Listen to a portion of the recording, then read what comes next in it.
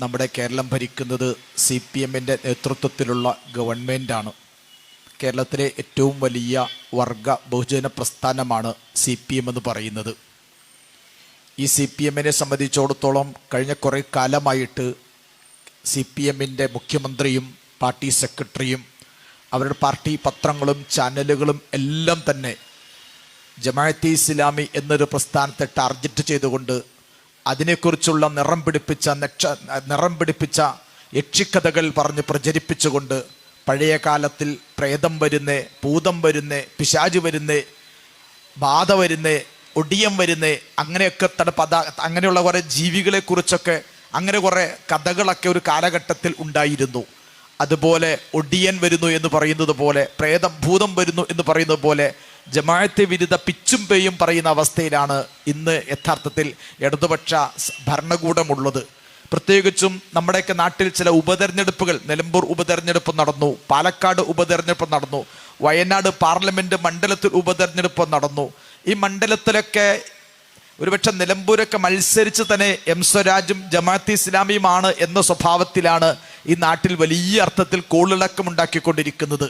പഴയ കാലഘട്ടത്തിൽ കഥാപ്രസംഗങ്ങൾ നടത്തുന്ന പറയില്ലോ, ദേ അങ്ങോട്ട് നോക്കൂ അവിടെ ജമാഅത്തെ ഇസ്ലാമി, ദേ ഇങ്ങോട്ട് നോക്കൂ അവിടെ ജമാഅത്തെ ഇസ്ലാമി, മേലോട്ട് നോക്കൂ ജമാഅത്തെ ഇസ്ലാമി. ഇങ്ങനെ എവിടെ നോക്കിയാലും ജമാഅത്തെ ഇസ്ലാമി എന്നൊരു ഭീകര സ്വത്വത്തെ ചിത്രീകരിക്കുന്ന ഒരു അവസ്ഥ പ്രിയമുള്ള സഹോദരന്മാരെ നമ്മൾ കണ്ടുകൊണ്ടിരിക്കുകയാണ്. ഒരു തരം പേടിപ്പിക്കുകയാണ്. അതിനാണ് യഥാർത്ഥത്തിൽ ഫോബിയ എന്ന് പറയുന്നത്. ഇസ്ലാമോഫോബിയ എന്ന് പറയുന്നത് ഇന്ന് ലോകത്ത് ഒരു പുതിയ മനോരോഗത്തിൻ്റെ പേരാണ്. സൈക്കാട്രി മേഖലയുമായി ബന്ധപ്പെട്ട് സംസാരിക്കുമ്പോൾ നമുക്ക് മനസ്സിലാക്കാൻ കഴിയും, ഇന്ന് ലോകത്തുള്ള ഒരുപാട് ദുഷ്ടശക്തികളെ ബാധിച്ചിരിക്കുന്ന ഒരു മനോരോഗമാണ്, മനോവിഭ്രാന്തിയാണ് യഥാർത്ഥത്തിൽ ഇസ്ലാമോഫോബിയ എന്ന് പറയുന്നത്. സാക്ഷാൽ അമേരിക്കൻ പ്രസിഡന്റ് ഡൊണാൾഡ് ട്രംപ് അതൊരു സൈക്കോപാത്താണ്. നമ്മുടെ മർഹൂം TK അബ്ദുള്ള സാഹിബ്, നിങ്ങളുടെ കുറ്റ്യാടിക്കാരനാണല്ലോ, അദ്ദേഹം പറയുന്നുണ്ട് ട്രംപ് ഒരു പ്രതിഭാസമാണ്, ട്രംപ് ഒരു ഇതിഹാസമാണ്, അവസാനം ട്രംപ് ഒരു പരിഹാസമാകും എന്ന് അദ്ദേഹം നേരത്തെ പ്രവചിച്ചിരുന്നു. ഇപ്പോൾ നമുക്കറിയാം, ലോകത്ത് ഒരു മൂന്നാം ലോക ഭീകരത, മാരക പൈശാചിക യുദ്ധം തന്നെയും ട്രംപിന്റെ നേതൃത്വത്തിൽ നടന്നിരുന്നു. ആ ട്രംപ് നടത്തിയ മൂന്നാം ലോക പൈശാചിക ഭീകര യുദ്ധം യഥാർത്ഥത്തിൽ ഇസ്ലാമോഫോബിയയുടെ ഭാഗമായിട്ടാണ്. അതാണ് ഇസ്രയേലിൽ നടന്നുകൊണ്ടിരിക്കുന്നത്, അതാണ് ഇറാന്റെ മണ്ണിൽ നടന്നുകൊണ്ടിരിക്കുന്നത്. പ്രിയമുള്ളവരെ, അതിന്റെ ഇന്ത്യൻ എപ്പിസോഡാണ്. ഇന്ത്യ രാജ്യത്തിന്റെ പ്രധാനമന്ത്രിയും ഇന്ത്യയുടെ ആഭ്യന്തര വകുപ്പ് മന്ത്രിയും എല്ലാം തന്നെ ഇസ്ലാമോഫോബിയ എന്ന ഈ മനോരോഗത്തെ ഉപയോഗപ്പെടുത്തിക്കൊണ്ടാണ് ഈ രാജ്യം ഭരിക്കുവാൻ സംഘപരിവാർ ശക്തികൾ പോലും അവരെ പോലും പ്രത്യയശാസ്ത്രമായി ഉപയോഗിക്കുന്നത് ഈ ഇസ്ലാമോഫോബിയയാണ്. പ്രിയമുള്ള സഹോദരന്മാരെ, ഇങ്ങനെ ലോകത്ത് സാമ്രാജ്യത്വ ശക്തികൾ ഉപയോഗപ്പെടുത്തുന്ന, ലോകത്തെ സിയോണിസ്റ്റ് ശക്തികൾ ഉപയോഗപ്പെടുത്തുന്ന ഈ ഇസ്ലാമോഫോബിയ എന്ന മനോവിഭ്രാന്തി ഈ രാജ്യത്തും ഉപയോഗപ്പെടുത്തിക്കൊണ്ടിരിക്കുന്നു. പ്രിയമുള്ളവരെ, ഈ കളി നല്ല ലാഭമാണ് എന്നാണ് സംഘപരിവാർ പറയുന്നത്.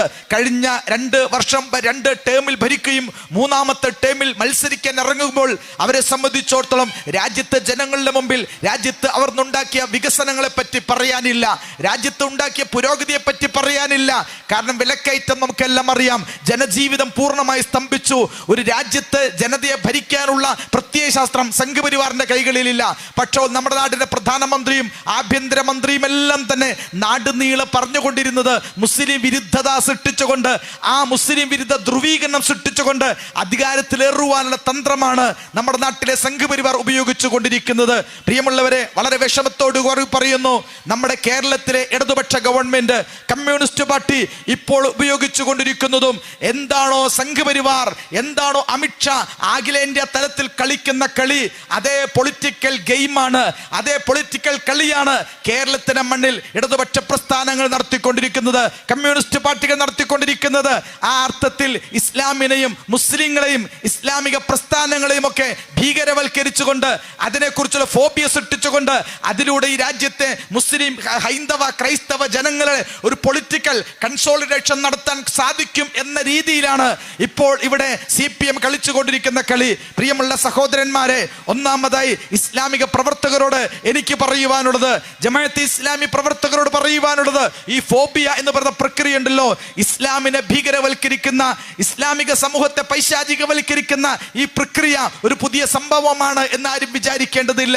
ചരിത്രത്തിൽ വളരെ മുമ്പ് തന്നെ അനുഭവിച്ചു കൊണ്ടിരിക്കുന്ന കാര്യമാണ്. വിശുദ്ധ ഖുർആനിൽ 2-3 സ്ഥലങ്ങളിൽ പറയുന്ന ഒരു പ്രയോഗമുണ്ട്.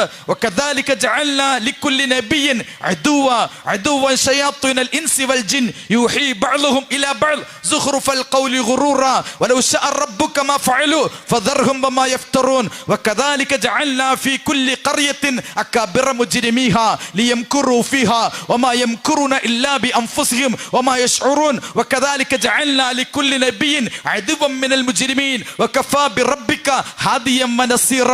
വിശുദ്ധ ഖുർആനിലെ 3 സൂക്തങ്ങളാണ് ഞാൻ പാരായണം ചെയ്തത്.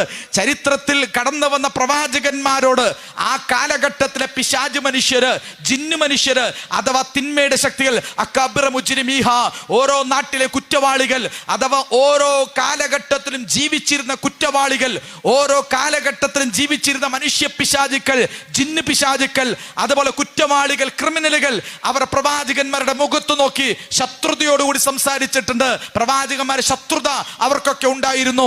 അതുകൊണ്ട് ജമാഅത്തെ ഇസ്ലാമി പ്രവർത്തകരോട് എനിക്ക് പറയുവാനുള്ളത്, സംഘപരിവാറിന്റെ ഏറ്റവും വലിയ വിരോധം ജമാഅത്തെ ഇസ്ലാമിയോടാണ്. ഇന്റലക്ച്വൽ ജിഹാദ് എന്നാണ് ജമാഅത്തെ ഇസ്ലാമിയെ കുറിച്ച് സംഘപരിവാർ പറയാറുള്ളത്. അതുപോലെ കമ്മ്യൂണിസ്റ്റുകള്, അതുപോലുള്ള കമ്മ്യൂണിസ്റ്റ് പാർട്ടി പ്രത്യയശാസ്ത്ര വക്താക്കൾ ആഭ്യന്തരമായ ക്ലാസ്സിൽ അവർ പറഞ്ഞുകൊണ്ടിരിക്കുന്നത് മൗദൂദിയാണ് പ്രശ്നം, ജമാഅത്തെ ഇസ്ലാമിയാണ് പ്രശ്നം. ഒരുപക്ഷെ ഇവര് മാത്രമല്ല, നിരീശ്വരവാദികളോട് ചോദിച്ചു നോക്ക്. നവയുക്തിവാദി, നവനാസ്തികത എന്ന് പറയുന്ന നാസ്തിക മോർച്ച സംഘപരിവാറിന്റെയും സാമ്രാജ്യത്വത്തിന്റെയും ഒക്കെ അജണ്ടകൾ ചേർത്ത് വെച്ചുകൊണ്ട് യുക്തിവാദത്തിന്റെ മറവിൽ ഇസ്ലാം വിരുദ്ധ പ്രചരണങ്ങൾ നൽകിക്കൊണ്ടിരിക്കുന്ന ജബ്രമാരുണ്ടല്ലോ, അതുപോലെ ആരിഫ് ഹുസൈൻമാരുണ്ടല്ലോ, അതുപോലുള്ള ആളുകളെല്ലാം അവരും ഉപയോഗിക്കുന്നത് മൗദൂദിയാണ് പ്രശ്നം, ജമാഅത്തെ ഇസ്ലാമിന്റെ പ്രശ്നം. അതുപോലെ തന്നെ ഖാദിയാനി വിഭാഗങ്ങൾ, ഹദീസ് നിഷേധ പ്രസ്ഥാനങ്ങൾ, അഥവാ ഞാൻ ലിബറൽ അരാജകവാദികൾ, അശ്ലീല ആഭാസ ജീവിതം നയിക്കാൻ പ്രേരിപ്പിക്കുന്ന, എന്തിനാണ് കുടുംബം, ആ ഭാര്യ ആൺ പെൺ ബന്ധങ്ങളിൽ എന്തുമായിക്കൊള്ളട്ടെ, കുടുംബം വേണ്ട, വിവാഹം വേണ്ട, ആൺ പെൺ ബന്ധങ്ങൾ സർവതന്ത്ര സ്വതന്ത്രമായി മൃഗങ്ങൾ ജീവിക്കുന്നത് പോലെ ജീവിച്ചാൽ മതി, ഇങ്ങനെ പ്രചരിപ്പിക്കുന്ന ഒരുപക്ഷെ നമ്മുടെയൊക്കെ ഇടതുപക്ഷ പ്രസ്ഥാനങ്ങൾ പോലും, SFI പോലുള്ള പ്രസ്ഥാനങ്ങൾ പോലും ക്യാമ്പസുകളിൽ പുതിയ കുട്ടികളെ പഠിപ്പിച്ചുകൊണ്ടിരിക്കുന്നത് ലിബറൽ അരാജകവാദികളാണ്. ഞാൻ പറയുന്നത് സംഘപരിവാർ ആണെങ്കിലും കമ്മ്യൂണിസ്റ്റുകളാണെങ്കിലും നിരീശ്വരവാദികളാണെങ്കിലും നവനാസ്തികരാണെങ്കിലും ലിബറൽ അരാജകവാദികളാണെങ്കിലും ഹദീസ് നിഷേധികളാണെങ്കിലും ഖാദിയാനികളാണെങ്കിലും അഥവാ ലോകത്തെമ്പാടുമുള്ള ഇസ്ലാമോഫോബുകളുടെ, ഇസ്ലാം വിരുദ്ധരുടെ ഏറ്റവും വലിയ പ്രതിയോഗി, ഏറ്റവും വലിയ ശത്രു ജമാഅത്തെ ഇസ്ലാമിയാണ്. ആ ശത്രുത എന്ന് പറയുന്നത്, ഈ എതിർപ്പെന്ന് പറയുന്നത്, ഈ വെറുപ്പെന്ന് പറയുന്നത് ചരിത്രത്തിൽ നമുക്ക് കിട്ടിയ പ്രവാചകന്മാരുടെ പാരമ്പര്യമായി ചരിത്രത്തിൽ പ്രവാചകന്മാർക്ക് ലഭ്യമായ ആ ശത്രുതയുണ്ടല്ലോ, ആ കാലഘട്ടത്തിലെ ക്രിമിനലുകളുടെ, ഫറോവയുടെ, നമ്രൂദിന്റെ, കാറൂനിന്റെ, അതേപോലെ ചരിത്രത്തിൽ റോമൻ സാമ്രാജ്യത്വത്തിന്റെ, പേർഷ്യൻ സാമ്രാജ്യത്വത്തിന്റെ, ഇങ്ങനെ കിസ്ര കൈസർമാരുടെ, അഥവാ ചരിത്രത്തിൽ എല്ലാ കാലഘട്ടത്തിലും ലോകത്തെ ഭരിച്ചിരുന്ന തിന്മയുടെ ശക്തികൾ അവരത് കാലഘട്ടത്തിലെ പ്രവാചകന്മാരോട് കാണിച്ച ശാസ്ത്രവത്തിന്റെ തുടർച്ചയാണ് ഈ ശത്രുത. അതുകൊണ്ട് ഈ ശത്രുതയെ ധീരമായി അഭിമാനപൂർവ്വം ഏറ്റെടുക്കുവാൻ പ്രിയമുള്ള സഹോദരന്മാരെ ഞാനും നിങ്ങളും തയ്യാറാകണം. പ്രിയമുള്ള സഹോദരന്മാരെ, ഇടതുപക്ഷ പ്രസ്ഥാനത്തെ, കമ്മ്യൂണിസ്റ്റ് പാർട്ടിയെ ഇപ്പോൾ നാം വിമർശിക്കുന്നത് ഇപ്പോൾ ഇടതുപക്ഷത്തെ വിമർശിക്കുക എന്ന തരത്തിലല്ല. അങ്ങനെ വിമർശിക്കാൻ മാത്രമൊന്നും കമ്മ്യൂണിസ്റ്റ് പാർട്ടി ഇല്ല. അങ്ങനെ വിമർശിച്ച് തോൽപ്പിക്കേണ്ട അവസ്ഥയിലൊന്നുമല്ല കമ്മ്യൂണിസ്റ്റ് പാർട്ടി. കമ്മ്യൂണിസം എന്ന പ്രത്യയശാസ്ത്രം തന്നെ ലോകം മുഴുവൻ ഇല്ലാതായ ഒരു പ്രസ്ഥാനമാണ്. ഒരുപക്ഷെ 1917 സോവിയറ്റ് യൂണിയൻ, റഷ്യയിൽ നടന്ന ബോൾഷെക് വിപ്ലവത്തിലൂടെ രൂപപ്പെട്ട സോവിയറ്റ് യൂണിയൻ എന്ന വിശാലമായ ഒരു കമ്മ്യൂണിസ്റ്റ് സ്വർഗലോകമുണ്ടായിരുന്നു.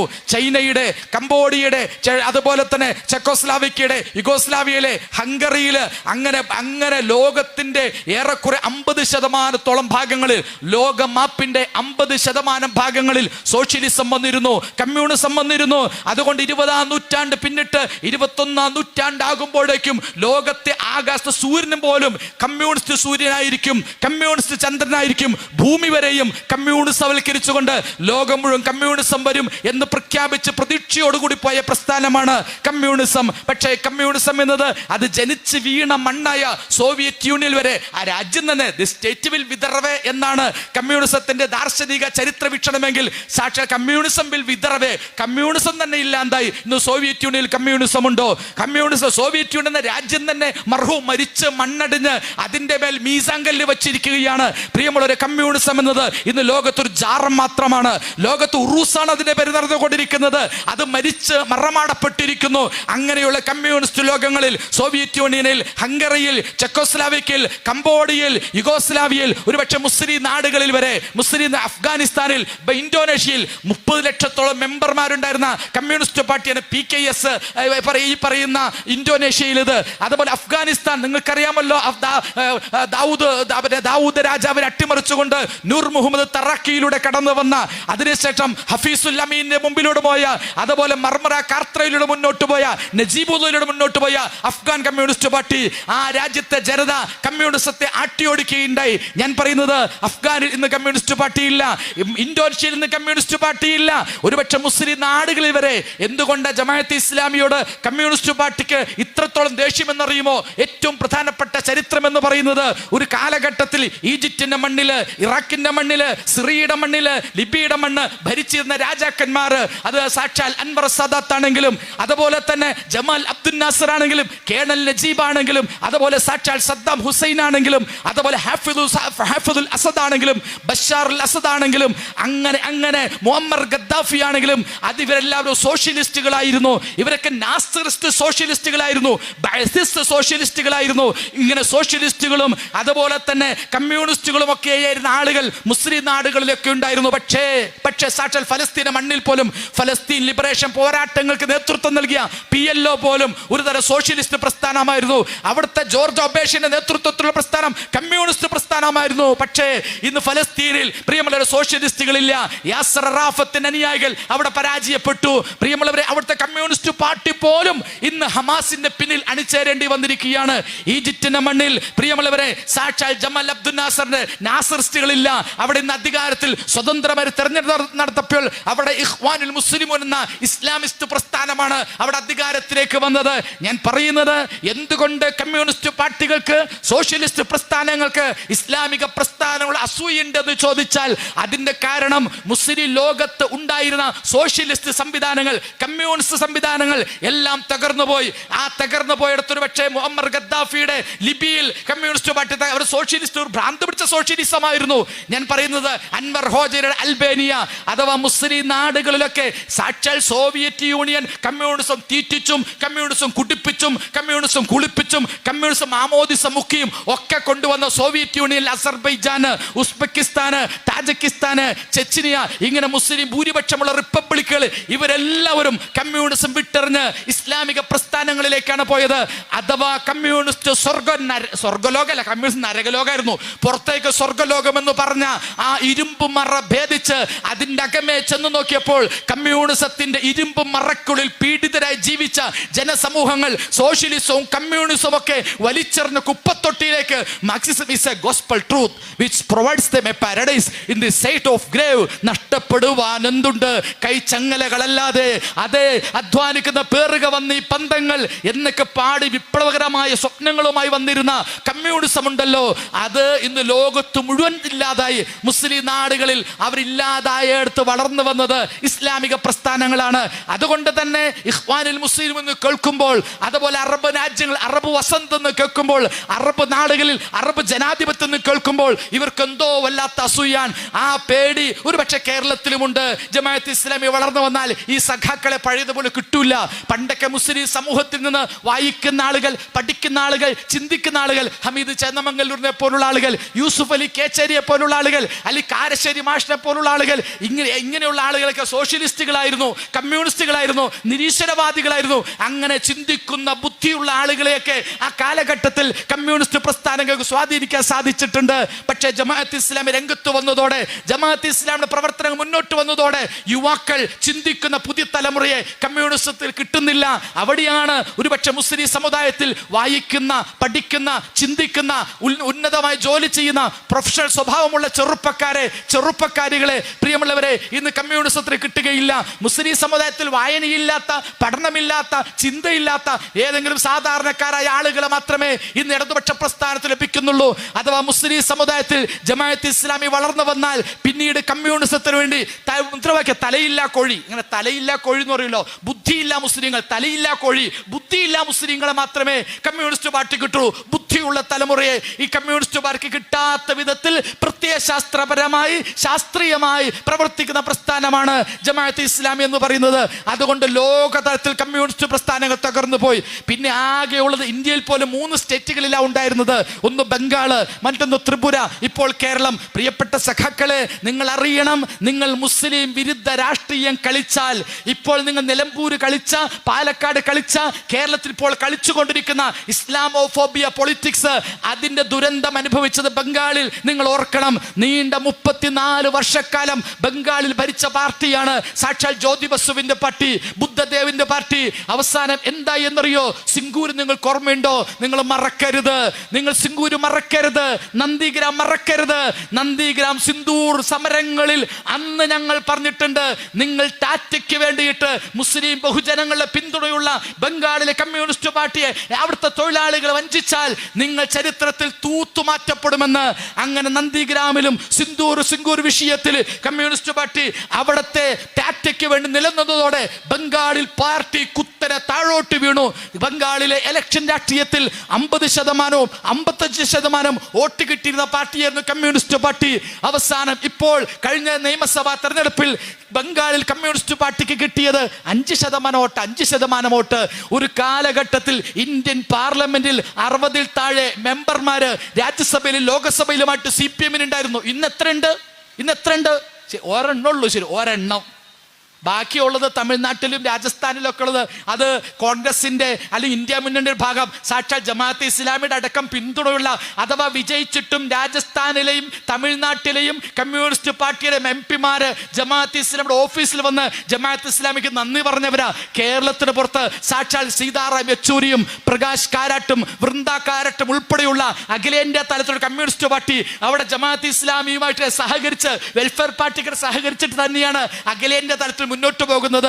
പ്രിയമുള്ള കമ്മ്യൂണിസ്റ്റുകാരെ, പ്രിയമുള്ള സഖാക്കളെ, നിങ്ങൾ അറിയണം, സാക്ഷാൽ ബംഗാളിൽ ഇന്ന് നിങ്ങൾ ആട്ടിയോടിക്കപ്പെട്ടു. ഇപ്പം മുദ്രാവാക്യം വിളിക്കണ്ടല്ലോ, ഇവിടെ വിളിക്കണ്ട, കയ്യും വെട്ടും കാലും വെട്ടും. പ്രിയമുള്ള കയ്യും വെട്ടും കാലും വെട്ടും, വേണ്ടി വന്ന തലയും വെട്ടുമെന്ന് വിളിച്ച സഖാക്കളുള്ള നാടായിരുന്നു ബംഗാള്. ഒരു ഘട്ടത്തിൽ ബുദ്ധദേവ് ഭട്ടാചാര്യ അവിടുത്തെ സഖാക്കൾക്ക് നടത്തിയ ക്ലാസ്സിൽ പറയുന്നുണ്ട്, ഈ പാർട്ടിയെ നശിപ്പിച്ചത് നമ്മുടെ ലോക്കൽ സഖാക്കൾ അഹങ്കാരമാണ്, സഖാക്കളുടെ ധാർഷ്ട്യമാണ് കമ്മ്യൂണിസ്റ്റ് പാർട്ടിയെ ബംഗാളിൽ തകർത്തത് എന്ന് ബുദ്ധദേവ് ഭട്ടാചാര്യ പറയുന്നുണ്ട്. ഇന്ന് നിങ്ങൾ അറിയാം, ബംഗാളിലെ കമ്മ്യൂണിസ്റ്റുകാര് വിപ്ലവ സഖാക്കളൊക്കെ നമ്മുടെ കേരളത്തില് ഈ മർഹബ ചിക്കൻ സെന്റർ, ബിസ്മി ചിക്കൻ സെന്ററിൽ കോഴിയുടെ കാല് വെട്ടിക്കൊണ്ടിരിക്കുക. അതുകൊണ്ട് ഇവിടെ മർഹബ ചിക്കൻ സെന്ററിലും ബിസ്മി ചിക്കൻ സെന്ററിലും കോഴിക്കാല് വെട്ടുന്ന അവസ്ഥയിലേക്ക് വിപ്ലവ കമ്മ്യൂണിസ്റ്റുകളുടെ ബംഗാളിലെ സഖാക്കൾ മാറിയെങ്കിൽ ഇവിടുത്തെ ഏതോ അർത്ഥത്തിലുള്ള കമ്പനികളെ തൊഴിലാളികളായിട്ട് ഒന്നുമല്ലാത്ത അവസ്ഥയിൽ കമ്മ്യൂണിസ്റ്റ് സഖാക്കൾ ബംഗാളിൽ മാറിയിട്ടുണ്ട്. പ്രിയമുള്ള ത്രിപുരയിലെ കമ്മ്യൂണിസ്റ്റുകളാകട്ടെ കൂട്ടമായി ഹിജറ പോയിക്കൊണ്ടിരിക്കുകയാണ്. കാട്ടിലേക്ക്, വനങ്ങളിലേക്ക് വനവാസത്തിന് പോയി യഥാർത്ഥ ത്രിപുരയിലെ കമ്മ്യൂണിസ്റ്റുകൾ. ഞാൻ പറയുന്നത്, ത്രിപുരയിലെ കമ്മ്യൂണിസ്റ്റ് പാർട്ടി പൊളിഞ്ഞതിൽ, ബംഗാളിൽ കമ്മ്യൂണിസ്റ്റ് പാർട്ടി പരാജയപ്പെട്ടതിൽ ഞങ്ങൾക്കൊരിക്കും ഒരു സന്തോഷമില്ല. പക്ഷെ എന്തുകൊണ്ട് പരാജയപ്പെട്ടു എന്ന കാര്യം സഖാക്കൾ വിലയിരുത്തേണ്ടതുണ്ട്, കമ്മ്യൂണിസ്റ്റ് പാർട്ടി വിലയിരുത്തേണ്ടതുണ്ട്. അങ്ങനെ വിലയിരുത്തിയില്ല എങ്കിൽ ഈ കേരളത്തിന്റെ മണ്ണിൽ പോലും ഉപ്പുവെച്ച കലം പോലെയാകും നിങ്ങളെന്നറിയണം. ഞങ്ങൾക്കറിയാം, കമ്മ്യൂണിസ്റ്റ് പാർട്ടിയുടെ ഇപ്പോൾ ജമാഅത്തെ ഇസ്ലാമിയുടെ വിരോധം തുടങ്ങാൻ അടിയന്തരമായ കാരണമെന്ന് പറയുന്നത് 2019 ഇലക്ഷനാണ്. അഥവാ കേരള ചരിത്രത്തിൽ ജമാഅത്തെ ഇസ്ലാമി അതിന്റെ സമ്മതിദാനം ചെലവഴിച്ച ആദ്യഘട്ടത്തിൽ മുതൽ വർഷങ്ങളോളം ഏറ്റവും കൂടുതൽ പിന്തുണ നൽകിയിരുന്നത് CPM-നായിരുന്നു. 2006-ലും 2010 കാലയളവുകളിലൊക്കെ ജമാഅത്തെ ഇസ്ലാമിയുടെ പിന്തുണ ഏറ്റവും ലഭിച്ചിരുന്നത് ഇടതുപക്ഷ പ്രസ്ഥാനങ്ങൾക്കായിരുന്നു, കമ്മ്യൂണിസ്റ്റ് പാർട്ടികൾക്കായിരുന്നു. നിങ്ങൾ കുറ്റ്യാടിക്കാരല്ലേ, നിങ്ങൾക്കറിയാം, വേളം പഞ്ചായത്തിൽ, അതുപോലെ ഇവിടുത്തെ പല പ്രദേശങ്ങളിലും ഇടതുപക്ഷത്തിന്റെ ഭരിച്ച പഞ്ചായത്തുകളിൽ ജമാഅത്തെ ഇസ്ലാമിയുടെ പ്രതിനിധികൾ ഉണ്ടായിരുന്നു, അല്ലെങ്കിൽ വെൽഫെയർ പാർട്ടിയുടെ പ്രതിനിധികൾ ഉണ്ടായിരുന്നു. അഥവാ ജമാഅത്തെ ഇസ്ലാമിയോ അല്ലെങ്കിൽ ജമാഅത്തെ ഇസ്ലാമി പ്രവർത്തകർ അണിചേർന്നിട്ടുള്ള വെൽഫെയർ പാർട്ടിയുടെ പ്രവർത്തകരുമാക്കിയായിട്ട് ഈ കേരളത്തിൽ എത്രയോ പഞ്ചായത്തുകൾ ഇടതുപക്ഷം വലിച്ചിട്ട് അങ്ങ് ചേന്നമംഗലം, നിങ്ങൾക്കറിയാലോ, മുക്കം നഗരസഭ ഈ രീതിയിലൊക്കെ വലിയ ബന്ധത്തോടുകൂടി ഇടതുപക്ഷവും അതുപോലെ ജമാഅത്ത് ഇസ്ലാമും തമ്മിൽ പോയിട്ടുണ്ട്. പക്ഷേ 2019 ഇലക്ഷനോടുകൂടി ജമാഅത്ത് വെൽഫെയർ പാർട്ടി ഒരു പ്രത്യേകമായ സമവാക്യം രൂപപ്പെടുത്തി. ആ സമവാക്യം എന്ന് പറയുന്നത് ദേശീയ തലത്തിൽ സംഘപരിവാറിനെ BJP പരാജയപ്പെടുത്താൻ CPM സാധിക്കില്ല. അങ്ങനെ CPM ഇപ്പൊ തന്നെ ആകെയുള്ളത് ഒരൊറ്റ സീറ്റുള്ളൂ. ഞാൻ പറഞ്ഞില്ലേ, അതിന് ആലത്തൂർ തന്നെ വിജയിച്ചത് അവിടുത്തെ UDF സ്ഥാനത്ത് ദുർബലമായതുകൊണ്ടാണ്. ആലത്തൂർ നിയമസഭാ മണ്ഡലത്തിൽ തന്നെ 50,000 വോട്ടിന് ഭൂരിപക്ഷം കിട്ടുന്ന സ്ഥലമാണ് ആലത്തൂർ. ഞാൻ പറയുന്നത് കേരളത്തിന്റെ മണ്ണിൽ കമ്മ്യൂണിസ്റ്റ് പാർട്ടികൾക്ക് 2019 പാർലമെന്റ് ഇലക്ഷൻ വന്നതോടുകൂടിയിട്ട് സകല പിന്തുണ ഇടിഞ്ഞിടിഞ്ഞു പോയി. ഒരൊറ്റ പാർലമെന്റ് മെമ്പറെ ഇപ്പോൾ 2019 2024 അഥവാ 2019 2024 നടന്ന പാർലമെന്റ് തെരഞ്ഞെടുപ്പിൽ കമ്മ്യൂണിസ്റ്റ് പാർട്ടികൾക്ക്, ഇടതുപക്ഷ പാർട്ടികൾക്ക് നിലം തൊടാൻ കഴിയാത്തതിന് പിന്നിൽ ആരാണ്? അതിന് പിന്നിൽ അവർ അന്വേഷിച്ചെത്തിയപ്പോൾ അവർക്ക് മനസ്സിലായി, ഇപ്പോൾ തീർച്ചയായിട്ടും ജമാഅത്ത് ഇസ്ലാമിക്ക് അതിൽ പങ്കുണ്ട്, ജമാഅത്ത് ഇസ്ലാമിയുടെ മാധ്യമങ്ങൾക്ക് അതിൽ പങ്കുണ്ട്. ജമാഅത്ത് ഇസ്ലാമി സത്യസന്ധമായ പ്രസ്ഥാനമാണ്, അവർ പറഞ്ഞ ജനങ്ങൾ വിശ്വസിക്കും. അതുകൊണ്ട് ഈ പ്രസ്ഥാനത്തിന് പൈശാചികവൽക്കരിച്ച് ഡെമോണൈസ് ചെയ്തുകൊണ്ട് മാത്രമേ നമുക്ക് രാഷ്ട്രീയമായ ഭാവിയുള്ളൂ എന്ന് ഏതോ ബുദ്ധിജീവികൾ പറഞ്ഞു കൊടുത്തതിന്റെ വെളിച്ചത്തിലാണ് ഇപ്പോൾ ജമാഅത്ത് വിരുദ്ധ കുരിശുദ്ധവുമായിട്ട് CPM രംഗത്ത് വന്നിട്ടുള്ളത്.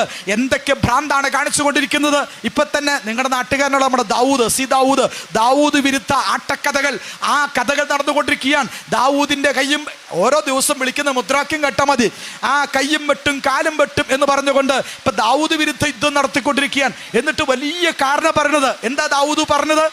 നിങ്ങൾ ആലോചിക്കുക, CPM ഇപ്പോഴത്തെ ഗതികേട്, ഇടതുപക്ഷ രാഷ്ട്രീയത്തിന്റെ ദുരന്തം എത്രത്തോളം അപകടകരമായ രീതിയിലാണ് കേരള രാഷ്ട്രീയത്തെ ഇടതുപക്ഷം കൈകാര്യം ചെയ്തുകൊണ്ടിരിക്കുന്നത്. നിങ്ങൾ ആലോചിച്ചു. എന്തിനാ ദാവൂദ് പറഞ്ഞത് എന്താ? നമ്മുടെ വണ്ടൂർ MLA ആയിരുന്ന N കണ്ണൻ എന്ന് പറയുന്ന സഖാവ് അതേ നിയമസഭയിൽ സബ്മിഷൻ അവതരിപ്പിക്കുകയാണ്.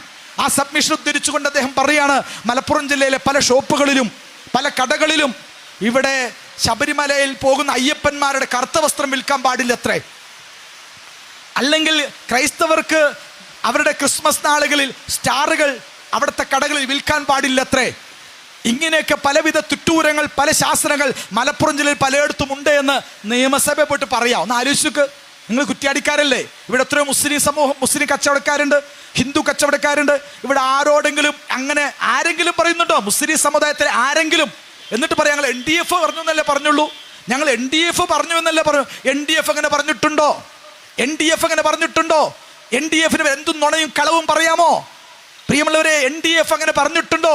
പറഞ്ഞത് തെളിവുകളുണ്ടോ? രേഖകളുണ്ടോ? നിങ്ങൾക്കറിയോ, മലപ്പുറം ജില്ലയിലെ വ്യാപാരി വ്യവസായി അസോസിയേഷൻ സെക്രട്ടറി ലൗലി അംസാജി പറഞ്ഞു, അങ്ങനെ ഇവിടെ ആരും പറഞ്ഞിട്ടില്ല, അങ്ങനെ പ്രശ്നം മലപ്പുറത്ത് ഇല്ലാതാനും. ഇപ്പം മലപ്പുറത്താകെ പ്രശ്നമുണ്ട്, മലപ്പുറമാകെ ഭീകരമാണെന്ന് എന്ന് പറഞ്ഞ് പ്രചരിപ്പിച്ചത് ആരാണെന്നറിയോ? 1925 തന്നെയും മലബാറിലെ ഹിന്ദു സ്ത്രീകളെ ബലാത്സംഗം ചെയ്യുകയാണ്, ഹിന്ദു വീടുകളെ ആളിക്കത്തിക്കുകയാണ് എന്ന് പറഞ്ഞുകൊണ്ട് നാഗ്പൂരിലും കാൺപൂരിലുമൊക്കെ RSS ദേശീയത്തിൽ പ്രവർത്തിച്ചതിന്, അഥവാ RSS ദേശീയ തലത്തിൽ സാധാരണ ഹിന്ദുക്കളെ പ്രകോപിപ്പിക്കുവാൻ വേണ്ടി ഉപയോഗിച്ച തന്ത്രമാണ് മലബാറിലെ ഹിന്ദുക്കൾക്ക് ജീവിക്കാൻ പാടില്ല, അവിടുത്തെ സ്ത്രീകളെ ബലാത്സംഗം ചെയ്യുകയാണ്. മലബാർ വിരുദ്ധ എപ്പിസോഡ് കഥകൾ 1980കളിലും 90കളിലൊക്കെ പരപ്പനങ്ങാടിയിലും തിരൂരിലും താനൂരിലൊക്കെ പാകിസ്ഥാന്റെ കപ്പൽ വരുന്നു. ഈ വഞ്ചിയും വള്ളം ബോട്ടും അയിലേം മത്തിനെ കണ്ടിട്ടായി പങ്കായൊക്കെ കണ്ടിട്ടാ പാകിസ്ഥാൻ ആയുധം എന്ന് പറയുന്നത്. അഥവാ പാകിസ്ഥാൻ ആയുധം താനൂര് കടപ്പുറത്ത് വരുന്നു, പരപ്പനങ്ങാടിയിൽ അതാ ഭീകര ശക്തി വരുന്നുണ്ട്, പൊന്നാനിയിൽ സിനിമാ തിയേറ്റർ കത്തിക്കുന്നുണ്ട്, പിന്നെ ഒരുപാട് അമ്പലം കത്തിച്ചു നോക്കി, തളിക്ഷേത്രം കത്തിച്ചു നോക്കി, അമ്പലത്തിൽ മലമെറിഞ്ഞു നോക്കി, പശുവിന്റെ മാംസം എറിഞ്ഞു. അവിടെ ഏതോർത്ത ശ്രീകൃഷ്ണ ജയന്തിയിൽ സംഘപരിവാർ RSSകാരൻ, തിരുവനന്തപുരത്ത് നിന്ന് RSSകാരൻ വന്നിട്ട് ആ പാവപ്പെട്ട കുഞ്ഞുമക്കളുടെ ബാലഗോകുലത്തിലേക്ക് ബോംബെറിയാൻ ശ്രമിച്ചു. ഇങ്ങനെ എന്തെല്ലാം വിധത്തിൽ മലപ്പുറം ജില്ലയെ ഭീകരവൽക്കരിക്കാൻ RSS ശ്രമിച്ചു. എന്നിട്ട് ആ ശ്രമത്തിൽ RSS പരാജയപ്പെട്ടപ്പോഴാണ് പ്രിയമുള്ളവർ നമ്മുടെ സഖാക്കൾ കൊട്ടേഷൻ എടുത്തിരിക്കുന്നത്. RSSന്റെ പണി കേരളത്തിൽ സംഘപരിവാറിന്റെ രാഷ്ട്രീയ ഭിന്ന ഡിവൈഡ് ആൻഡ് റൂൾ എന്ന രാഷ്ട്രീയ കുതന്ത്രം കേരളത്തിൽ കൊട്ടേഷൻ എടുത്തിരിക്കുകയാണ്. ഇടതുപക്ഷം നിങ്ങൾ അറിയണം.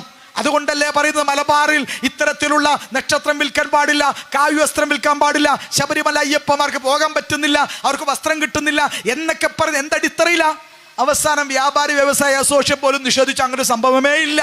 എന്നിട്ട് ഈ കണ്ടം തന്നെ പറയാ, ഞാനത് ആരോ പറഞ്ഞിട്ട് പറഞ്ഞതാണ്, ആരോ പിന്നെ അദ്ദേഹത്തോട് ചോദിച്ചു, നിങ്ങൾ എന്തടിസ്ഥാനത്തെ സബ്മിഷൻ കൊടുത്തത്?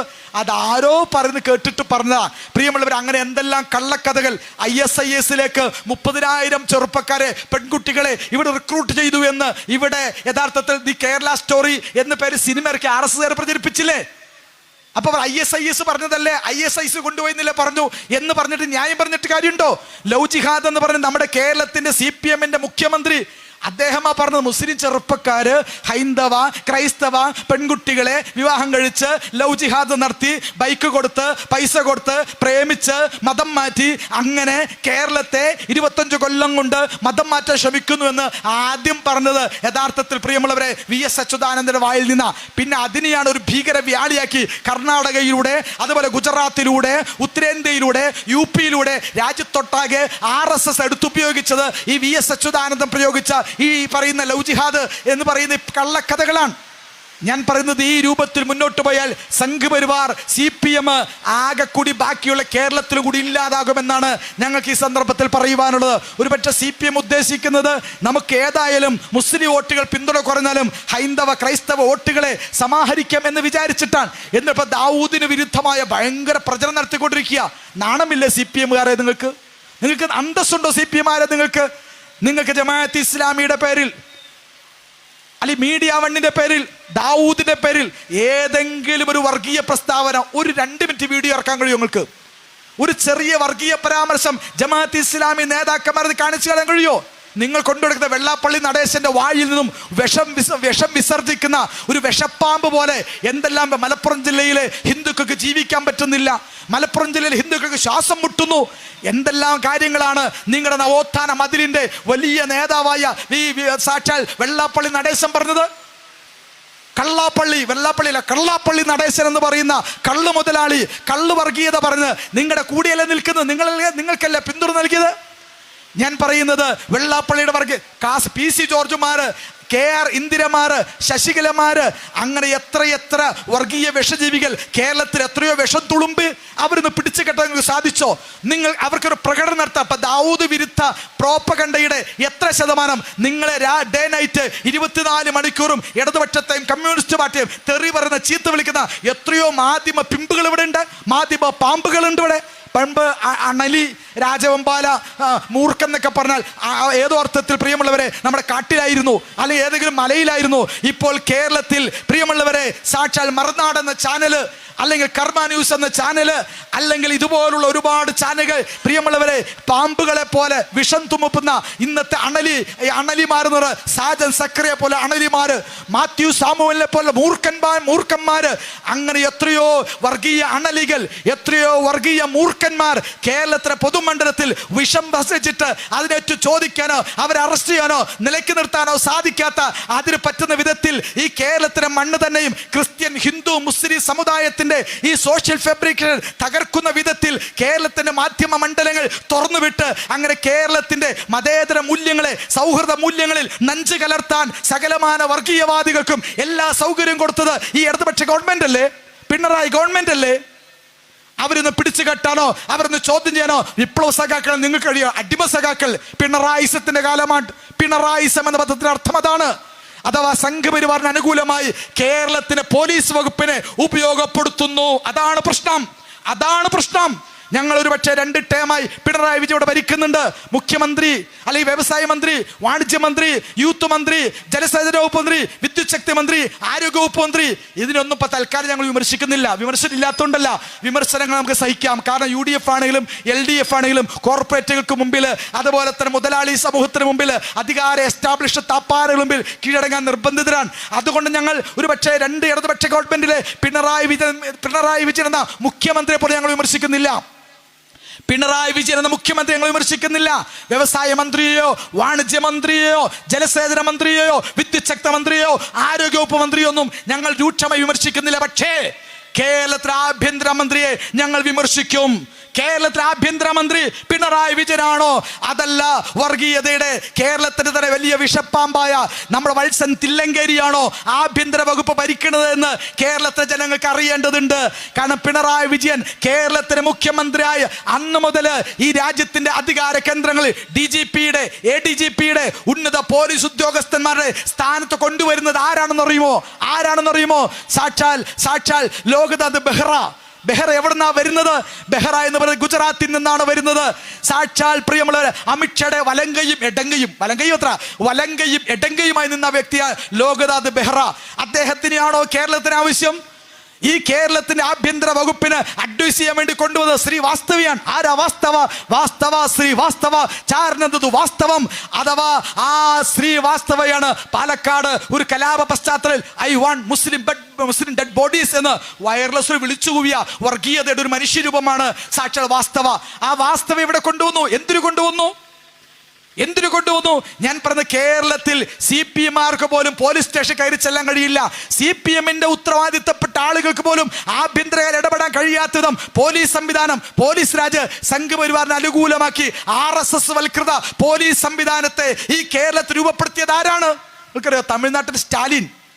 അദ്ദേഹം അവർക്ക് DGP വേണമെന്ന് വെച്ചപ്പോൾ അദ്ദേഹം കുന്തുസ്വാമി എന്ന ശക്തനായ സംഘവിരുദ്ധ മനോഭാവമുള്ള കുന്തുസ്വാമിയെ തമിഴ്നാട്ടിൽ കൊണ്ടുവന്നപ്പോൾ കേരളത്തിൽ ബെഹ്റയെ കൊണ്ടുവന്നു. അല്ലെങ്കിൽ ഈ പറയുന്ന ഇനി വേറെ ഒരുപാട് അവതാരം, ഇപ്പൊ TP സെൻകുമാർ, ഒരു ഇരിങ്ങാലക്കുട ജേക്കബ് തോമസ് ഉണ്ട്, ഒക്കെ DGP-മാരാ. ഇന്നലത്തെ DGP, ഇന്നത്തെ BJP, ഇന്നലത്തെ DGP, ഇന്നത്തെ ADGP, ഇന്നത്തെ BJP.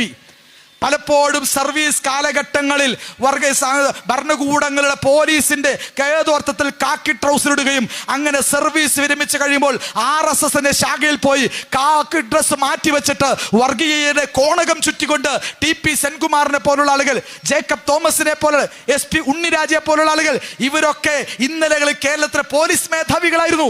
അവരെല്ലാം കൂട്ടമായി IPS ശ്രീലേഖ അഥവാ കേരളത്തിലെ പോലീസ് സംവിധാനങ്ങൾ പൂർണ്ണമായും സംഘപരിവാര നിയന്ത്രണത്തിലേക്ക് പോയി എന്നതാണ് ഞങ്ങളുടെ ഏറ്റവും വലിയ വിമർശനം. അതാണ് വിമർശനത്തിന് മർമ്മം.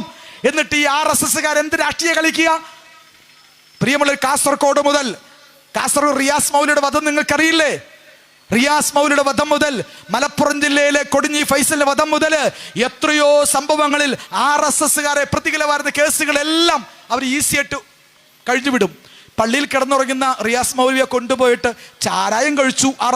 RSS ഓൾറെഡി തന്നെ വർഗീയതയുടെ ചാരായം കുടിച്ചവരാ. അങ്ങനെ വർഗീയതയുടെ ചാരായം ഓൾറെഡി കുടിച്ചിട്ടുള്ള വർഗീയതയുടെ MDMM അത് തലക്കടിച്ചവരാണ് സംഘപരിവാർ. അതിന്റെ കൂട്ടത്തിൽ അഡീഷണൽ ചാരായം മോന്തിയിട്ട് റിയാസ് മൗലവിയെ കൊണ്ടുപോയി വധിച്ചു. ഞാൻ പറയുന്നത് ഈ രൂപത്തിൽ ഈ കേരളത്തിന്റെ മണ്ണിൽ അങ്ങ് കൊടുങ്ങല്ലൂർ കള്ളനോട്ടടിച്ചു. ഒരു reserve bank governor, Kodungallur reserve bank governor ഉണ്ട്. ആദ്യം കള്ളനോട്ടടിച്ചു, പിന്നെയും കള്ളനോട്ടടിച്ചു. കൊടകരയിൽ 400 കോടി രൂപയുടെ കള്ളപ്പണം വന്നു. എവിടെ പോയ കേസ്? K. സുരേന്ദ്രന്റെ കൈകളിൽ വന്ന് 400 കോടിയുടെ കേസ് എവിടെ പോയി? ഞാൻ പറയുന്നത് അങ്ങ് കളമശ്ശേരി, 2 കളമശ്ശേരി ഉണ്ട്. ഒന്ന് കളമശ്ശേരി ബസ് കത്തിക്കൽ മഹാമഹം. ബസ്സിലെ യാത്രക്കാരൊക്കെ ഇറക്കി വിട്ടിട്ട് PDP-ക്കാർ ബസ് എത്തിച്ചു. ഒരു രണ്ട് ഈച്ച മനുഷ്യർ 2 ഈച്ച എത്താറുണ്ട്. അങ്ങനെ 2 ഈച്ച മാത്രം ചത്ത കളമശ്ശേരി ബസ് കത്തികൾ. അതിന്റെ പേരിൽ മഴദിനി, സൂഫിയ മഴദിനി, തടീന്റെ അവിടെ നസീർ, UAPA, NIA, പർദ, സൂഫിയ പർദ, ഇങ്ങനെ യക്ഷിക്കഥ പോലെ പിന്നാലെ പോയി. എന്താ വേറൊരു കളമശ്ശേരി ഉണ്ട്. കളമശ്ശേരിയിലെ അവിടുത്തെ ഒരു ഓഡിറ്റോറിയത്തിൽ പ്രിയമുള്ള യഹോവ സാക്ഷികളെ മീറ്റിംഗ് കൊണ്ട് ബോംബ് പൊട്ടിച്ച് 8 മനുഷ്യരെ കൊന്നു. കേരളങ്ങളുടെ ഏറ്റവും വലിയ ഭീകര കൊലപാതക. ഇവിടെ UAPA വേണ്ടേ? NIA ഇവിടെ ഒന്നും ഇല്ലേ? UAPA മുസ്ലിങ്ങൾക്ക് മാത്രം RSSകാരെന്ന കൊലപാതകം അത് ദേശസ്നേഹത്തിന് കൊലപാതക. RSS ബലാത്സംഗം അത് ദേശസ്നേഹത്തിൽ പ്രചോദിതമായ ബലാത്സംഗ. ഇങ്ങനെ RSSന്റെ ബലാത്സംഗം ദേശസ്നേഹത്തിന്റെ ബലാത്സംഗം. പ്രിയമുള്ള CPM-മാരെ വെട്ടിയാൽ അത് രാജ്യസ്നേഹത്തിന്റെ വെട്ട്. മുസ്ലിം ചെറുപ്പക്കാർക്കാണ് UAPA, മുസ്ലിം ചെറുപ്പക്കാർക്ക് NIA, മുസ്ലിം ചെറുപ്പക്കാർ അതുമായി ബന്ധപ്പെട്ട വിഷയങ്ങൾക്കൊക്കെ ഭീകരവാദത്തിന്റെ ഒരുപാട് മെമ്പൊടി ചേർത്തുകൊണ്ട് സംസാരിക്കുക. ഈ രൂപത്തിൽ RSSന് വേണ്ടി വഴിമരുന്നിടുക. നിങ്ങൾ RSSന് വേണ്ടി CPM കേരളത്തിന്റെ രാഷ്ട്രീയത്തിൽ വഴിമരുന്നിടുന്നു. ഇത് യഥാർത്ഥത്തിൽ കോൺഗ്രസ്, റാവു കോൺഗ്രസ്, അങ്ങനെ കോൺഗ്രസ് ഉണ്ട്. പ്രിയമുള്ളവരെ, നെഹ്റു കോൺഗ്രസിന് ശേഷം ലാൽ ബഹദൂർ ശാസ്ത്രി കോൺഗ്രസിന് ശേഷം, ഒരുപക്ഷെ ഇന്ദിരാ കോൺഗ്രസിന് ശേഷം, രാജീവ് ഗാന്ധി കോൺഗ്രസിന് ശേഷം ഒരുപാട് കുറവുകളും വീഴ്ചകൾ അവർക്കൊക്കെ ഉണ്ട്. പിന്നെ വന്നൊരു റാവു കോൺഗ്രസ് ഉണ്ട്. റാവു കോൺഗ്രസ് എന്ന് പറയുന്നത് RSSന് വേണ്ടി കോൺഗ്രസിനെ പാകപ്പെടുത്തിയതാണ്. ഇതുപോലെ പിണറായിസം എന്ന് പറയുന്നത് യഥാർത്ഥത്തിൽ കമ്മ്യൂണിസ്റ്റ് പാർട്ടികൾ കേരളത്തിലെ പൊതുബോധത്തെ, കേരളത്തിലെ പൊതുമണ്ഡലത്തെ വർഗീയവൽക്കരിക്കുകയും മുസ്ലിം വിരുദ്ധമാക്കുകയും അതുവഴി സംഘപരിവാറിന്റെ വർഗീയ അണ്ടങ്ങൾക്ക്, ഏതോർത്ഥത്തിൽ വർഗീയതയുടെ വേതാളങ്ങൾക്ക് വളർന്നു വരാൻ പറ്റുന്ന ഒരു സാമൂഹിക അന്തരീക്ഷം കേരളത്തിലെ പൊതുമണ്ഡലത്തിൽ കമ്മ്യൂണിസ്റ്റ് പാർട്ടി സൃഷ്ടിച്ചിരിക്കുന്നു. അതാണ് പ്രശ്നം, അതാണ് വിഷയത്തിന്റെ മർമ്മം. അത് ഞങ്ങൾ ഉറക്കെ വിളിച്ചു പറയുന്നു. ആ വിളിച്ചു പറഞ്ഞ് ഞങ്ങളെ പെടുത്തിയിട്ട് ഇവർ തീവ്രവാദി, ഭീകരവാദി, വർഗീയവാദി എന്നൊക്കെ പറഞ്ഞ് പേടിപ്പിക്കാമെന്നാണ് വിചാരിക്കുന്നത്. ഞാൻ അവസാനിപ്പിച്ചുകൊണ്ട് പറയുന്നു, ജമാഅത്ത് ഇസ്ലാമി ഞങ്ങൾ വർഗീയവാദികളാണോ? ഞങ്ങൾ തീവ്രവാദികളാണോ? 1941 മുതൽ 2025 വരെ 80 വർഷക്കാലത്തിലേറിയ ഈ രാജ്യത്തിന്റെ മണ്ണിൽ പ്രവർത്തിക്കുന്ന പ്രസ്ഥാനമാണ് ജമാഅത്ത് ഇസ്ലാമി. ഞങ്ങൾ ഈ രാജ്യത്തൊരു വർഗീയ കലാപത്തിൽ ഭാഗവക്കായിട്ടില്ല. ഒരു ഹിന്ദുവിന്റെ രക്തം ഞങ്ങളുടെ കൈകളിലില്ല, ഒരു ക്രിസ്ത്യാനിയുടെ രക്തം ഞങ്ങളുടെ കയ്യിലില്ല, ഒരു കമ്മ്യൂണിസ്റ്റുകാരന്റെ രക്തം ഞങ്ങളുടെ കൈകളില്ല. ഞങ്ങളുടെ കൈകൾ നോക്കൂ, വിശുദ്ധമാണ്, വിശുദ്ധമായ കൈകളാണ്. കൊലപാതകം ഞങ്ങളുടെ കൈകളില്ല. 51 വെട്ട് ആരെയും വെട്ടിട്ടില്ല. ഒരു അമ്മയുടെ മകന്റെ മുമ്പിലിട്ട് ഒരു കുഞ്ഞിനെയും കൊന്നിട്ടില്ല. ഒരു ക്ലാസ് റൂമിൽ പോയിട്ട് ഒരു കൊച്ചിനെയും കൊന്നിട്ടില്ല. കയ്യും കാലും വെട്ടും എന്ന് ഞങ്ങൾ മുദ്രാവാക്യം വിളിച്ചിട്ടില്ല. ഈ നാട്ടിലെ ഒരു ക്രിമിനൽ കേസിൽ, ഒരു കലാപ കേസിൽ, ഒരു കൊട്ടേഷൻ കേസിൽ, ഒരു മദ്യപാന കേസിൽ, ഒരു വ്യഭിചാര കേസിൽ ഒന്നും ജമാഅത്ത് ഇസ്ലാമിയുടെ പ്രവർത്തകർ ഏതോർത്ഥത്തിൽ പ്രതികളല്ല. ഇവിടെ പോലീസുകാർ നിൽക്കുന്നുണ്ടല്ലോ. കുറ്റ്യാടി പോലീസ് സ്റ്റേഷൻ നോക്ക്, കുറ്റ്യാടി വടകരയിലെ പോലീസ് സ്റ്റേഷൻ ചോദിക്ക്, ചേന്നമംഗലൂർ പോലീസ് സ്റ്റേഷൻ ചോദിക്ക്. ജമാഅത്ത് ഇസ്ലാമി പ്രവർത്തനമുള്ള പ്രദേശമാണ്. നിങ്ങളുടെ പോലീസ് സ്റ്റേഷനിലെ FIR എടുത്തു നോക്ക്, ക്രിമിനൽ കേസുകൾ എടുത്തു നോക്ക്. ഏതെങ്കിലും ജമാഅത്ത് ഇസ്ലാമിയുടെ പ്രവർത്തകർ ഈ കേരളത്തിലെ പോലീസ് സ്റ്റേഷനുകളിൽ ക്രിമിനൽ കേസ് എത്രയുണ്ട്? കേരളത്തിന്റെ പൊതുമണ്ഡലത്തിൽ ഒരു ക്രിമിനൽ കേസിലും പ്രതികളാകാത്ത പ്രസ്ഥാനത്ത് ഒന്ന് അളന്നു തിരിച്ച് നിങ്ങൾ സെൻസസ് എടുക്കാവോ? നിങ്ങൾ സമാധാനത്തിന് നോബൽ പ്രൈസ് വ്യക്തികൾക്ക് കൊടുക്കുന്നത് പോലെ ഒരു സംഘടനയ്ക്ക് സമാധാനത്തിന്റെ നോബൽ പ്രൈസ് കൊടുക്കുമെങ്കിൽ കേരളത്തിലെ മണ്ണിൽ സമാധാനത്തിന് നോബൽ പ്രൈസ് കിട്ടുന്ന പ്രസ്ഥാനം ജമാഅത്ത് ഇസ്ലാമി ആയിരിക്കും. അത്രത്തോളം സമാധാനത്തോടെ പ്രവർത്തിക്കുന്ന, അത്രത്തോളം സ്നേഹത്തോടെ പ്രവർത്തിക്കുന്ന ഈ നാട് ഏറ്റവും നല്ല സമാധാന പ്രസ്ഥാനം ജമാഅത്ത് ഇസ്ലാമിയാണ്. ഈ നാട് ഏറ്റവും നല്ല മതസൗഹാർദ്ദ പ്രസ്ഥാനം ജമാഅത്ത് ഇസ്ലാമിയാണ്. ഈ കേരളത്തെ ഏറ്റവും വലിയ കാരുണ്യ പ്രസ്ഥാനം. വയനാട് ദുരന്തം നിങ്ങൾക്ക് ഓർമ്മയില്ലേ? നിങ്ങളുടെ തൊട്ടടുത്താണല്ലോ വയനാട് ദുരന്തം നടന്നു, ഇവിടെ ഫ്ലഡ് നടന്നു, കൊറോണ നടന്നു, കോവിഡ് നടന്നു. ഈ പ്രിയമുള്ള സഹോദരന്മാരെ, ഈ ഫ്ലഡിൽ ഒലിച്ചുപോയ വീടുകൾ, അങ്ങനെ വീടുകൾ കേരളത്തിന്റെ മണ്ണിൽ ഇന്നും ഫ്ലഡിന്റെ മറവിൽ കിട്ടിയ ഫണ്ട് അടിച്ചു മാറ്റിയവരാണ് ഇവിടുത്തെ ഗവൺമെന്റെങ്കിൽ, പ്രിയമുള്ളവരെ, ജമാഅത്ത് ഇസ്ലാമിയുടെ ഫൗണ്ടേഷൻ ഇന്നും 2000-ലേറെ വീടുകളാണ് കഴിഞ്ഞ 10 വർഷം കൊണ്ട് കേരളത്തിന്റെ മണ്ണിൽ പാവപ്പെട്ട മനുഷ്യന്മാർക്ക് ഉണ്ടാക്കി കൊടുത്തത്. അഥവാ കേരളത്തിന്റെ മണ്ണിൽ ഏറ്റവും വലിയ ജനസേവന പ്രസ്ഥാനമാണ് ജമാഅത്ത് ഇസ്ലാമി. കേരളത്തിലെ ഏറ്റവും വലിയ പാലിയേറ്റീവ് പ്രവർത്തകർ, വളണ്ടിയർ സമൂഹം ഇന്നും വയനാടിന്റെ മണ്ണിൽ ചെന്ന് നോക്ക്. ആ മണ്ണിൽ ഇന്നും ജമാഅത്ത് ഇസ്ലാമിയുടെ പുനരധിവാസ പ്രക്രിയ നടന്നുകൊണ്ടിരിക്കുകയാണ്. ഒരു ദുരന്ത ഭൂമിയിൽ ചെന്ന് നോക്ക്. ജമാഅത്തിന് അത് ചെറിയ പ്രസ്ഥാനമല്ലേ? ചെറിയ പ്രസ്ഥാനല്ലേ?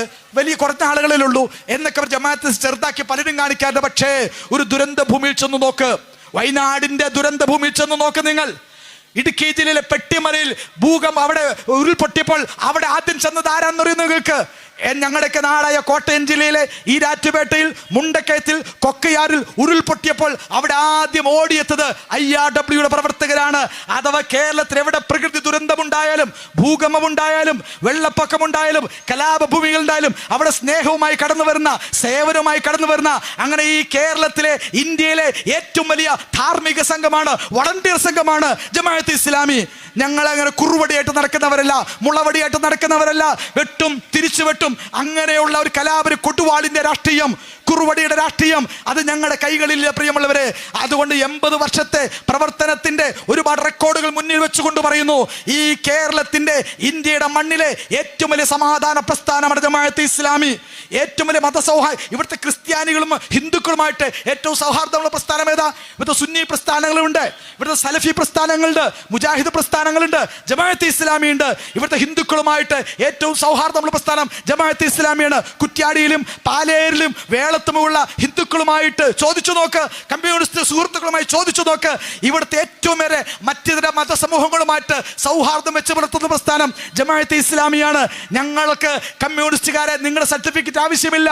മഹാത്മാഗാന്ധിജി, ഈ രാജ്യത്തിന്റെ രാഷ്ട്രപിതാവായ മഹാത്മാഗാന്ധിജി ജമാഅത്തെ ഇസ്ലാമിക്ക് ഗുഡ് സർട്ടിഫിക്കറ്റ് തന്നിട്ടുണ്ട്.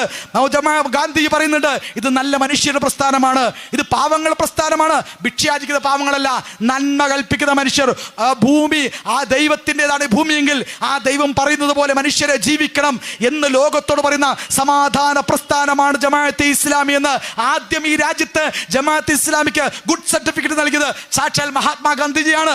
ഈ കേരളത്തിലും ഇന്ത്യയിലെ മനുഷ്യാവകാശ പ്രവർത്തകർ, നമ്മുടെ സ്വരാജ് സഖാവൊക്കെ പറഞ്ഞു കേട്ടില്ലേ, എന്താ പറയുക, മാധ്യമം, ആ മാധ്യമം പത്രത്തിൽ എഴുതാൻ പോവുകയാണ്. ഇവിടുത്തെ ഒരുപാട് പൊതുമണ്ഡലത്തിലുള്ള ആളുകൾ, ഹിന്ദുക്കൾക്ക് മുസ്ലിം പത്രമായ മാധ്യമത്തിൽ നല്ല മാർക്കറ്റ് ഉണ്ട്. പ്രിയമുള്ളവർ, ഇത്രമാത്രം തരംതാണ വർഗീയത.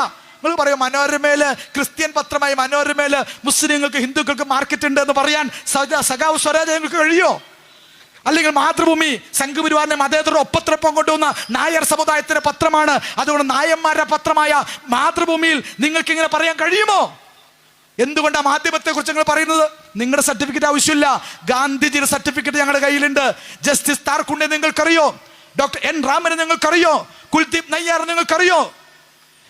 അതേപോലെ തന്നെ ഈ രാജ്യത്തെ താർക്കുണ്ടെ നിങ്ങൾക്കറിയോ?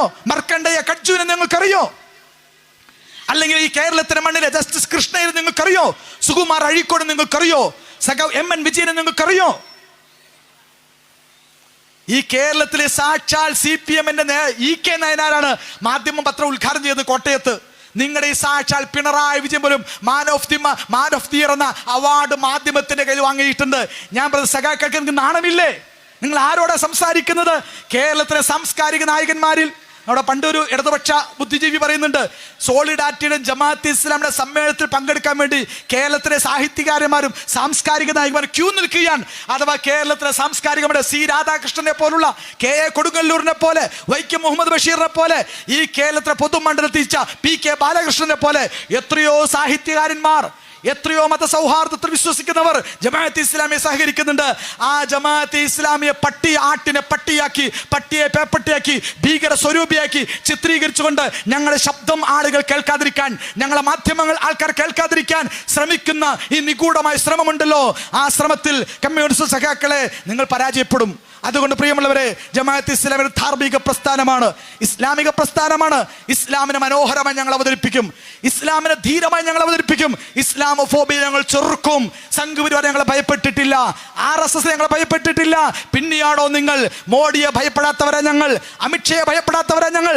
അതിനേറെ പറയണോ, ഇത് 2025 1924 നീണ്ട 100 കൊല്ലം മുമ്പ് ഈ കേരളത്തിന്റെ മണ്ണിൽ, മലബാറിന്റെ മണ്ണിൽ സാക്ഷാൽ ബ്രിട്ടീഷുകാരോട്, പറങ്കികളോട്, ഡച്ചുകാരോട് അവരുടെ ഏറ്റുമുട്ടിയ പ്രിയമുള്ള ധീരന്മാരായ സാക്ഷാൽ വാര്യംകുന്നന്റെ ആലി മുസ്ലിയാരുടെ, അതുപോലെ തന്നെ കോഴിക്കോടിന്റെ കാപ്പാടിന്റെ മണ്ണിൽ പൊരുതിയ സാക്ഷാൽ പറങ്കികളുടെ ഏറ്റുമുട്ടിയ പൊന്നാനിയിലെ സൈനുദ്ദീൻ മഖ്ദൂമിന്റെ കുഞ്ഞാലിമരക്കാർ 1, കുഞ്ഞാലിമരക്കാർ 2, കുഞ്ഞാലിമരക്കാർ 3, അങ്ങനെ സകലമായ കുഞ്ഞാലിമരക്കാർമാർ അങ്ങനെ മലബാറിന്റെ മണ്ണിൽ, കോട്ടക്കലിന്റെ മണ്ണിൽ, ചേറൂരിന്റെ മണ്ണിൽ, പൂക്കോട്ടൂരിന്റെ മണ്ണിൽ, മൊറയൂരിന്റെ മണ്ണിൽ, ചേറൂരിന്റെ മണ്ണിൽ, മണ്ണാർക്കാടിന്റെ മണ്ണിൽ, ഈ മണ്ണിലെല്ലാം തന്നെ ബ്രിട്ടീഷ് വിരുദ്ധ സമരം ആളിക്കത്തിച്ച് ബ്രിട്ടീഷുകാരെ കെട്ടിക്കാൻ ശ്രമിച്ച ഒരു ജനതയാണ്. അതുകൊണ്ട് ഞങ്ങൾ അങ്ങനെ ഭീരുക്കളല്ല, ഞങ്ങളുടെ പേടിത്തൊണ്ടന്മാരല്ല.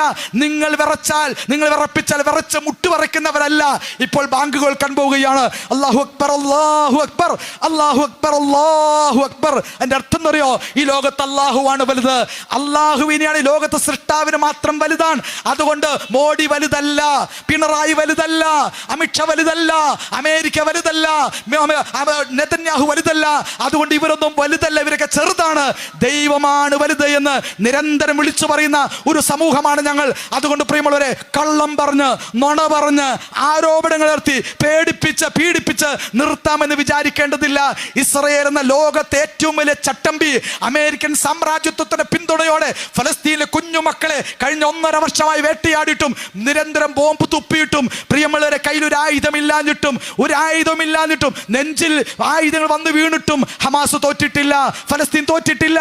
ആ തോറ്റിട്ടില്ലെന്ന് മാത്രമല്ല, ഇസ്രായേൽ തോറ്റിരിക്കുന്നു. ഇസ്രായേൽ ഇറാന്റെ മുമ്പിൽ മാനംകെട്ട് 8 നില പൊട്ടി, ഏതൊർത്ഥത്തിൽ നാണം കെട്ട് നിൽക്കാൻ ഇസ്രായേൽ.